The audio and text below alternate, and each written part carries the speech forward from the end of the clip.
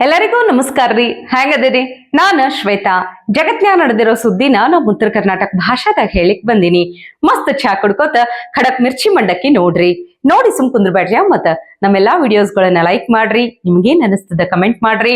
ನಿಮಗ್ ಗೊತ್ತಿದ್ದವ್ರಿಗೆಲ್ಲ ಶೇರ್ ಮಾಡ್ರಿ. ಇನ್ನು ನಮ್ಮ TV Vikrama digital channel subscribe ಮಾಡುವುದಂತೂ ನೆನಪು ಹಾರಬೇಡ್ರಿ. ನಮ್ಮ ರಾಜ್ಯದಾಗಿರೋ ಸರ್ಕಾರ ಯಾವ್ದು ಹೇಳ್ರಿ? ಇದೇನ್ ಹಿಂಗ್ ಕೇಳ್ತೀರಿ? ನುಡಿದಂತೆ ನಡೆಯುವ ಸರ್ಕಾರ. ಆದ್ರ ರಿಯಾಲಿಟಿ ಏನ್ ಗೊತ್ತಾ? ನುಡಿತಾರೆ ಬಟ್ ನಡೆಯಲ್ಲ ಅನ್ನೋದು. ಒಂದ್ ಕಡೆ ರೈತರ ಜಮೀನಿಗೆ ವಕ್ಫ್ ಭೂತ ಕಣ್ಣಿಟ್ಟದ, ಇನ್ನೊಂದ್ ಕಡೆ ರೈತನ ಸೈಡ್ ಇನ್ಕಮ್, ಬಹಳಷ್ಟು ಮಂದಿ ಮೇನ್ ಇನ್ಕಮ್ ಆಗಿರುವಂತ ಹೈನುಗಾರಿಕೆ ಐತಲ್ಲ, ಅದರ ಮ್ಯಾಲ ಸರ್ಕಾರ ಬರೀ ಎಳಿಲಿಕತ್ತದ್ರಿ. ಆದ 9 ತಿಂಗಳುಗಳಿಂದ ಹೈನುಗಾರರಿಗೆ ಕರ್ನಾಟಕ ಸರ್ಕಾರ ಪ್ರೋತ್ಸಾಹ ಧನನೇ ಕೊಟ್ಟಿಲ್ಲ. ಇದಕ್ಕೆ ಕಾರಣ ಏನಂತ ಕೇಳ್ರಿ, ಹೇಳ್ತೀನಿ. ರೊಕ್ಕಿಲ್ಲ ರೊಕ್ಕಿಲ್ಲ, ಹೈನುಗಾರಿನ್ ಕೊಡ್ಲಿಕ್ಕ ರೊಕ್ಕಿಲ್ಲ, ನಯಾ ಪೈಸೆ ಇಲ್ಲ. ಖರೆ ಅದ. ಲೆಕ್ಕಾಚಾರದಂಗ ಕ್ಷೀರಧಾರೆ ಯೋಜನೆಯಡಿ ರೈತ ದಿನಾಲೂ ಡೈರಿಗೆ ತಂದು ಹಾಕುವಂತ ಪ್ರತಿ ಲೀಟರ್ ಹಾಲಿಗೆ ಸರ್ಕಾರ 5 ರೂಪಾಯಿ ಪ್ರೋತ್ಸಾಹ ಧನ ಕೊಡ್ಬೇಕಾಗಿತ್ತು. ಸರಾಸರಿ 5 ಲೀಟರ್ ಹಾಲ್ ಅಂತ ಅನ್ಕೊಳ್ಳೋಣ, ಹಾಕ್ತಾರಂತ ಹೇಳಿ ಅಂದ್ರೆ 25 ರೂಪಾಯಿ ಆಯ್ತು. ಒಂದು ಡೈರಿ ಅಂದ್ರ 100 ರೈತರು ಬರ್ತಿರ್ತಾರ. ಅಂಥದ್ರಾಗ ಇಡೀ ಕರ್ನಾಟಕದ ಲೆಕ್ಕ ತಗೊಂಡ್ರೆ ಎಷ್ಟಾಯ್ತು? ಇವರೇ ಅಲ್ಲೇನ್ರಿ ಹಾಲಿನ ಬೆಲೆ ಏರ್ಸಿದ್ದು? ಇವರೇ ಅಲ್ಲೇನ್ರಿ ಅದರ ಹೆಚ್ಚುವರಿ ರೊಕ್ಕನ ರೈತರಿಗೆ ಕೊಡ್ತೀನಂದಿದ್ದು ಪುಂಗಿದಾಸರು? ಇದಕ್ಕೆ ಸಂಬಂಧಪಟ್ಟಂಗ ಹಣಕಾಸು ಇಲಾಖೆಯಿಂದ ರೊಕ್ಕ ಕೊಟ್ಟಿಲ್ಲ. ಅವರು ಬಾಕಿ ಉಳಿಸ್ಕೊಂಡಿರೋದ್ರಿಂದ ರೈತರಿಗೆ ಪ್ರೋತ್ಸಾಹ ಧನ ಪಾವತಿ ಆಗಿಲ್ಲ ಅಂತ ಸ್ವತಃ ಪಶು ಸಂಗೋಪನಾ ಮಂತ್ರಿ ಕೆ ವೆಂಕಟೇಶ್ ಅವರೇ ಒಪ್ಕೊಂಡಾರ. ಇದನ್ನ ದಿ ನ್ಯೂ ಇಂಡಿಯನ್ ಎಕ್ಸ್‌ಪ್ರೆಸ್ ವರದಿನೂ ಮಾಡ್ಯದ. ರಾಜ್ಯದಾಗಿರುವುದು ಟೋಟಲ್ 16 ಹಾಲು ಒಕ್ಕೂಟಗಳು.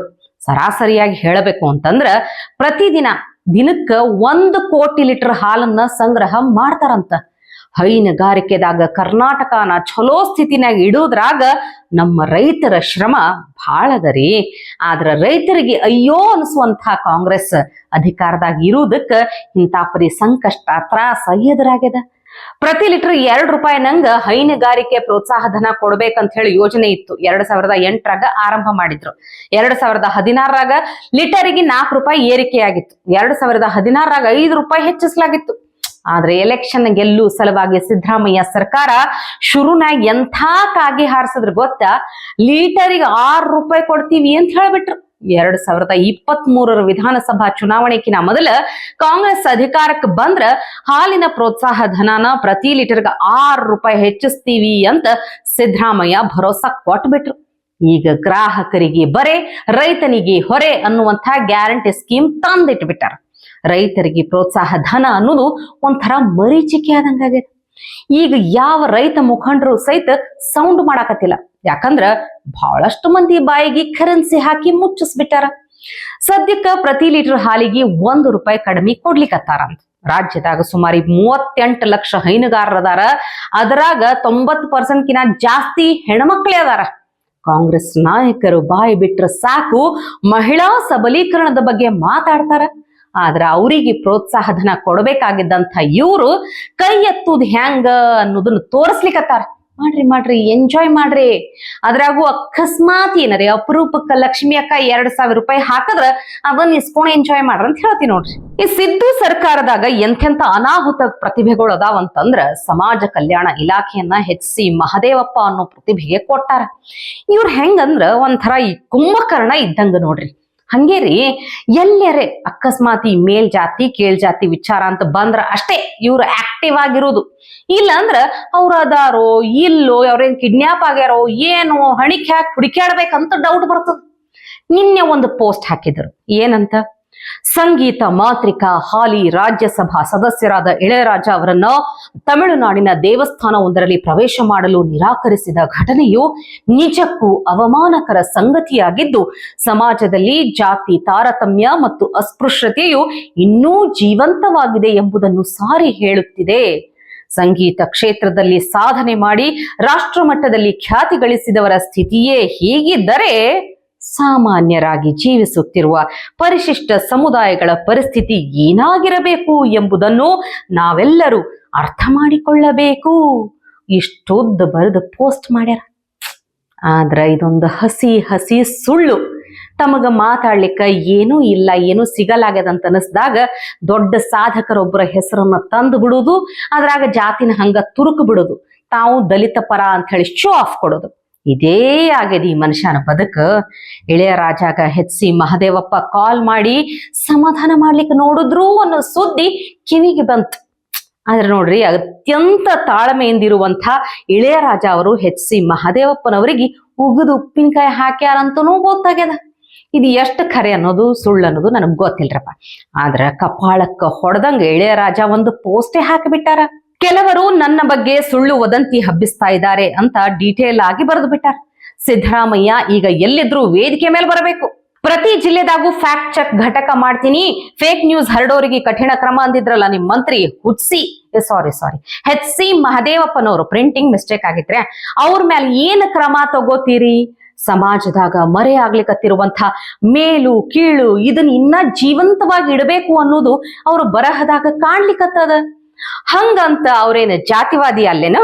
ದಲಿತ ಸಚಿವರನ್ನಷ್ಟೇ ಮನಿ ಕರೀತಾರ. ಅಲ್ಲಿ ಕುರುಬ, ಲಿಂಗಾಯತ, ಒಕ್ಕಲಿಗ ಹಿಂಗ ಬ್ಯಾರೆ ಬ್ಯಾರೆ ಸಚಿವರಿಗೆ ನೋ ಎಂಟ್ರಿ ಮೀಟಿಂಗ್ ಮಾಡ್ತಾರ. ಇದೇನು ಮಂದಿಗೆ ಗೊತ್ತಿಲ್ಲ ಅಂತ ಹೇಳ್ಕೊಂಡ್ರಿ ನೀವು? ಅಲ್ಲಿ ಯಾಕ್ರಪ್ಪ ಬ್ಯಾರೆಯವರಿಗೆ ಪ್ರವೇಶ ಇಲ್ಲ? ಇದು ನ್ಯಾಯನ? ಎಲ್ಲಾರನ್ನು ಕರ್ಕೊಂಡು ಮನ್ಯಾಗ ಕುಂದರ್ಸಿ ಮೀಟಿಂಗ್ ಮಾಡಬಹುದಲ್ಲ, ಮಾಡ್ಬೇಕಿತ್ತಲ್ಲ. ನೋಡ್ರಿ, ಇದನ್ನೇ ಹೇಳಿದ್ರಿ ನೌಟಂಕಿ ಅಂದ್ರೆ ಏನಂದ್ರ ಇವ್ರ ತಾವ ಡೆಫಿನಿಷನ್ ಕೊಡ್ತಾರ. ಮೊನ್ನೆ MP ಆಗಿರುವಂತಹ ಪ್ರಿಯಾಂಕಾ ವಾದ್ರಾ ನಿನ್ನೆ ಪ್ಯಾಲೆಸ್ತನ್ ಬ್ಯಾಗ್ ಹಿಡ್ಕೊಂಡು ಶೋಕಿ ಮಾಡಿದ್ರು. ಗೊತ್ತೈತಿ, my life my rules my life ಅನ್ನೋ ತರ ಮಾತಾಡ್ಬಿಟ್ರು. You want to say something? Why you carrying this bag? I've said many times what my beliefs are regarding this. And if you look at my Twitter handle, all my comments are over there. They say that they I believe that parliamentarians can't carry this. Who's going to decide what clothes I wear now? Who's going to decide that? That's typical patriarchy, that you decide what clothes women wear also. Okay, ma'am. I don't subscribe to that. I will wear what I want. ನಿಮ್ಮ ಜಾತ್ಯತೀತತೆ great ಬಿಡ್ರಿ madam. Palestine ಪುಂಡ್ರ ಪರ ಮಿಡಿಯುವಂತ ನಿಮ್ಮ ಹೃದಯ ಸ್ವಲ್ಪ ಬಾಂಗ್ಲಾ ಹಿಂದೂಗಳ ಮೇಲೂ ಮಿಡಿಲಿ ಅಂತ ನಾವು ಕೇಳ್ಕೊತೀವಿ. ನಮ್ಮ ರಿಕ್ವೆಸ್ಟ್ ನೋಡ್ರಿ. ಮುಸ್ಲಿಂ ಓಲೈಕೆನೇ ಜಾತ್ಯತೀತತೆ ಅಂತ ನೀವು ತಿಳ್ಕೊಂಡಿದ್ರ ನಾವಂತೂ ಈ ಆಟಕ್ಕಿಲ್ರಪ್ಪ. ರಾಹುಲ್ ಗಾಂಧಿ ಬಾಯಿ ತೆಗೆದ್ರ ಮನುಸ್ಮೃತಿ ವರ್ಸಸ್ ಸಂವಿಧಾನ ಅಂತ ಒದರಾಡ್ತಾರ. ಲೆಕ್ಕದಂಗ ಹಿಂದೂಗಳು ಪಾಲಿಸುವಂತ ಸಾವಿರಾರು ಪುಸ್ತಕದಾಗ ಮನುಸ್ಮೃತಿನೂ ಒಂದು. ಅದನ್ನೇ ಬಿಜೆಪಿ ದೇಶದಾಗ ಅಳವಡಿಸ್ಲಿಕ್ಕೆ ಮುಂದಾಗ್ಯದ ಅಂತ ಅಪಪ್ರಚಾರ ಮಾಡ್ಲಿಕ್ಕತ್ತಾರ. ಆದ್ರ ಇಲ್ಲಿ ಏನಾಗ್ಯದ ಅಂದ್ರ ಅವ್ರದೇ ಪಕ್ಷದ ವಕ್ತಾರರು ಮನುಸ್ಮೃತಿಯ ಶ್ಲೋಕಗಳನ್ನ ಹೇಳ್ಕೊಂಡು ಲೈವ್ನ್ಯಾಗ ಎಕ್ಸ್ಪೋಸ್ ಆಗ್ಲಿಕ್ಕತ್ತಾರ. यत्र नार्यस्तु पूज्यन्ते रमन्ते तत्र देवता, जहां पर शक्ति स्वरूपाओं की पूजा होती है उस हिंदू धर्म को मैं मानती हूं, और उस हिंदू धर्म में जो भाजपा कर रही है वो सरासर गलत है. शांति से इनकी बात सुनी, अब मेरे बीच में नहीं बोलेंगी, ठीक? वैसे यत्र नार्यस्तु पूज्यन्ते रमन्ते तत्र देवता कहाँ लिखा हुआ है, किस ग्रंथ का है, पता है आपको? आपको इसमें आपत्ति है? नहीं. महिलाओं के अगर नाम बताइए, पता है? आपत्ति है? आपको आपत्ति है? ना लिखा कहाँ है? मैंने तो देखिए, वैसे मैं बता दूं दर्शकों के सुलभ संज्ञान के लिए, ये मनुस्मृति में लिखा है, जिसको बहुत ज्यादा ये लोग वो करने में लगे रहते हैं. मनुस्मृति में लिखा है यत्र नार्यस्तु पूज्यन्ते रमन्ते तत्र देवता. ಇವ್ರು ಗೊತ್ತಲ್ರಿ, ಸುಪ್ರಿಯಾ ಶ್ರೀನಾಥೆ ಕಾಂಗ್ರೆಸ್ ಪಕ್ಷಕ್ಕ ದೊಡ್ಡ ಡ್ಯಾಮೇಜ್ ಮಾಡ್ಲಿಕ್ಕತ್ತಿರುವಂತ ಅಕ್ಕಯ್ಯ. ಕಾಂಗ್ರೆಸ್ ಲೋಕಸಭೆದಾಗ ಸೋತು ಸುಣ್ಣಾಗಿ ಹೈರಾಣಾಗಿ ಮುಖ ಮುಚ್ಕೊಂಡು ಕುಂತಿದ್ದಾಗ ಇವರು ಸೆಲೆಬ್ರೇಷನ್ ಮಾಡಿದವ್ರು, ಏನನ್ನೋ ದಬಾಕಿದಂಗ. ಇಂಥವ್ರನ್ನ ಇಟ್ಕೊಂಡು ರಾಹುಲ್ ಗಾಂಧಿ ಪ್ರಧಾನಿ ಆಗ್ತಾರಂತ. All the best. ಯಾದಗಿರಿ ಜಿಲ್ಲೆ ಅನ್ನೋದನ್ನ ಕಾಂಗ್ರೆಸ್ ಸರ್ಕಾರ ಕಂಪ್ಲೀಟ್ ಆಗಿ ಮರ್ತು ಬಿಟ್ಟಂಗ ಕಾಣ್ತದ. ಅಲ್ಲಿ ಶಿಶುಗಳು ಸಾಯ್ಲಿಕ್ಕತ್ತಾವ. ಎಲ್ಲಾರು ಬಡವ್ರ ಮನಿ ಮಕ್ಕಳೇ. ಆದ್ರ ಅಲ್ಲಿ ಈ ದವಾಖಾನಿದ ಅವ್ಯವಸ್ಥೆ ಬಗ್ಗೆ ಯಾರಿಗೂ ಚಿಂತೆನೇ ಇಲ್ಲ. 127 ನನ್ನ ಜಿಲ್ಲೆಯಲ್ಲಿ 127 ಹುಟ್ಟಿರ್ತಕ್ಕಂಥ ಮಕ್ಕಳು 24 ತಾಸಿನಾಗ ಸತ್ತಿರ್ತಕ್ಕಂಥದ್ದಿದೆ ಅಧ್ಯಕ್ಷರು. ಯಾದಗಿರಿ ಜಿಲ್ಲೆಯಲ್ಲಿ 127 ಕಂದಮಗಳು ಸತ್ತಿದೆ. ಆ ಎಲ್ಲ ಸತ್ತಿರ್ತಕ್ಕಂಥವ್ರು ಎಲ್ಲರೂ ಬಡವ್ರ ಮಕ್ಕಳೇ. ಮೊನ್ನೆ KDP ಸಭೆಯಲ್ಲಿ ನಾನು ಪ್ರಸ್ತಾವನೆ ಮಾಡಿದಾಗ ಆ ಬಡವರು ಎಲ್ಲರೂ ಏನಂತಂದ್ರೆ 6 ತಿಂಗಳ 7 ತಿಂಗಳ ಗರ್ಭಿಣಿ ಇರೋರು ಎಲ್ಲರೂ ಸರ್ಕಾರ ದವಾಖಾನೆಗೆ ಬರ್ತಾರೆ. ಸರ್ಕಾರಿ ದವಾಖಾನೆಗೆ ಬಂದ್ರು ಸರ್ಕಾರಿ ದವಾಖಾನೆಗೆ ಹೆಂಗ್ ಸಾಯ್ತಾರೆ ಅಧ್ಯಕ್ಷರೇ? ಇದಕ್ಕೆ ಯಾರು ಕಾರಣ? ಇದ್ರದ್ದು ಏನಾದ್ರೂ ನಾವು ಪ್ರಸ್ತಾಪ ಮಾಡಿದ್ರೆ ಉಸ್ತುವಾರಿ ಸಚಿವರು ನೀವು ಹೋಗಿಗೆ ಅಧಿವೇಶನದಲ್ಲಿ ಮಾತಾಡತ್ತಾರೆ. ಈ ಅಧಿವೇಶನ 2 ವಾರ ಟೂರ್ ಅಷ್ಟೇ. ಇಲ್ಲಿ ಯಾವುದು ಪರಿಹಾರ ಸಿಗಲ್ಲ ಅಂತ ಗೊತ್ತಿದೆ ನನಗೆ. ನಾವು ಮಾತಾಡ್ಲೇಬೇಕಾಗಿದೆ ಅಷ್ಟೇ.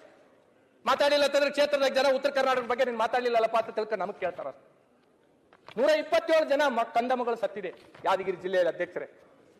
ಏನು ಕ್ರಮ ಆಗಿಲ್ಲ. ಇನ್ನು ಎಷ್ಟು ಜನ ಸಾಯ್ತಾರೋ ಗೊತ್ತಿಲ್ಲ. ಅವ್ರು ಸಾಯೋರು ಯಾರು ಶ್ರೀಮಂತರಲ್ಲ ಅಧ್ಯಕ್ಷರೇ, ಎಲ್ಲರೂ ಬಡವರು ಮಕ್ಕಳೇ.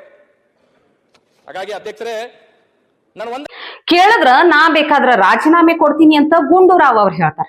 ಅವರೇ ಅಯೋಗ್ಯ ಅಲ್ಲಲ್ಲ ಆರೋಗ್ಯ ಸಚಿವರದಾರ. ನೋಡ್ರಿ, ರಾಜೀನಾಮೆ ಕೊಡುದು ಪರಿಹಾರ ಏನ್ ಹೇಳ್ಬೇಡ್ರಿ.